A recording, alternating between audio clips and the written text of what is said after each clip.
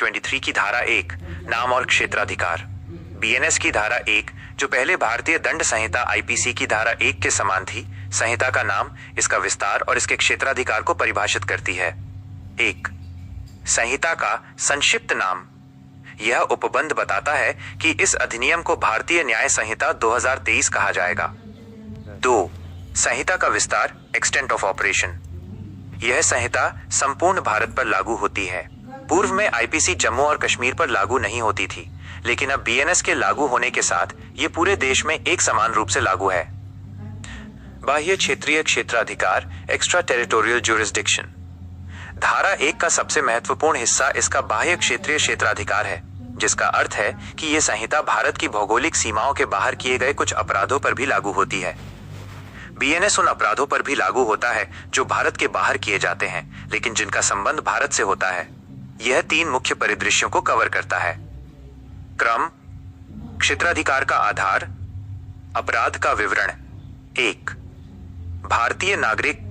भारत से बाहर या भारत के पार किसी भी स्थान पर भारतीय नागरिक द्वारा किया गया कोई भी कार्य जो यदि भारत में किया जाता तो अपराध होता। 2. पंजीकृत पोत विमान।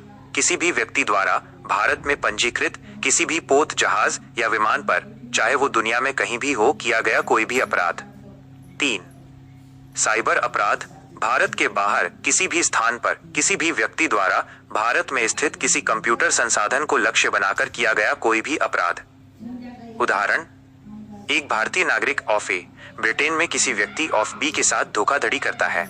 यदि ये धोखाधड़ी भारत में हुई होती तो यह एक अपराध होता।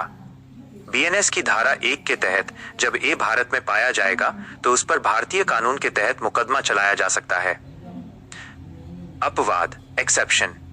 यह धारा यह भी स्पष्ट करती है कि बीएनएस की कोई भी बात विशेष कानूनों या स्थानीय कानूनों, स्पेशल और लोकल लॉज पर प्रभाव नहीं डालेगी। यह सुनिश्चित करता है कि सशस्त्र बलों जैसे सेना, नौसेना, वायुसेना से संबंधित विशिष्ट अधिनियमों या किसी विशेष क्षेत्र के लिए बनाए गए विशेष कानूनों जैसे narcotic drugs and psychotropic substance act के प्रावधानों पर बीएनएस का कोई विपरीत प्रभाव नहीं पड़ेगा।